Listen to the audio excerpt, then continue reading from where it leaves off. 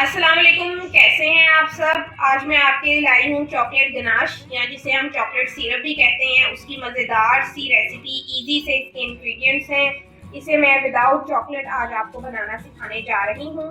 है ये chocolate ganache, लेकिन हम इसे बनाएंगे विदाउट यूजिंग चॉकलेट। आप इसे केक पर स्प्रेड कीजिए, आप इसे मफिन में फिल कीजिए। बहुत ही मज़ेदार और इजी सी ये रेसिपी मैं आपके साथ शेयर करने जा रही हूँ।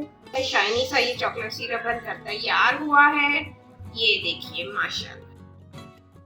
इंग्रेडिएंट्स में मैंने यहाँ पर लिया है 5 टेबलस्पून जो है वो कोको पाउडर, 5 टेबलस्पून शुगर ली है। पाउडर नहीं है, दूसरी है जो हम आम घरों में यूज करते हैं, वही मैंने यहाँ पर चीनी ली है। पिंच मैंने लिया है नमक का, सॉल्ट का।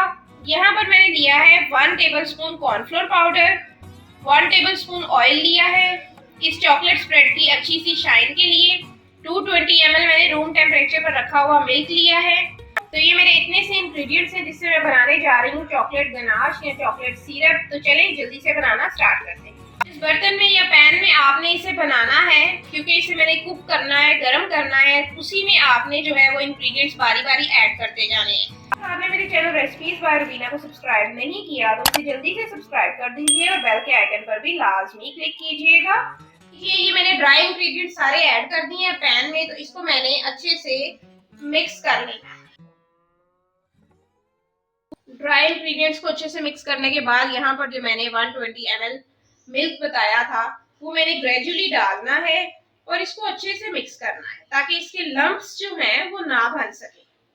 ठीक है, अभी मैंने इसको कुक नहीं किया, चूल्हे पर नहीं रखा। उससे पहले ही आपने ये मिक्सिंग वाला स्टेप कर लेना है। ये मिक्सिंग पहले हो जाने से ये होगा कि आपके इंग्रेडिएंट्स में जो है ये लम्प्स नहीं बनेंगे। अगर रेसिपी अच्छी लग रही है तो इसे जल्दी से लाइक और शेयर जरूर कीजिए। बढ़ते हैं नेक्स्ट स्टेप की तरफ। अब मैंने अपने इस पैन को चूल्हे पर रख दिया और फ्लेम को जो है वो मैंने लो रखा है। अब मैंने अपने इस सारे इंग्रेडिएंट्स को 8 से 10 मिनट के लिए लो फ्लेम के ऊपर पकाना है।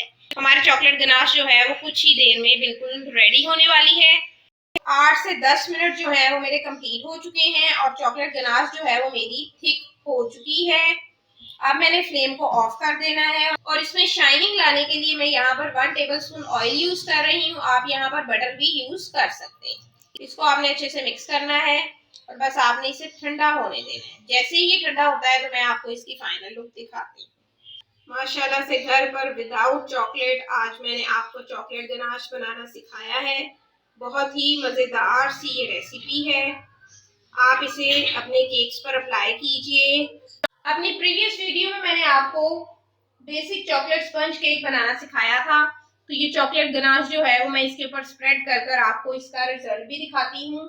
फिर मिलूंगी मजेदार सी नई नई रेसिपीज के साथ। तब तक के लिए दीजिए इजाजत। खुदा हाफिज।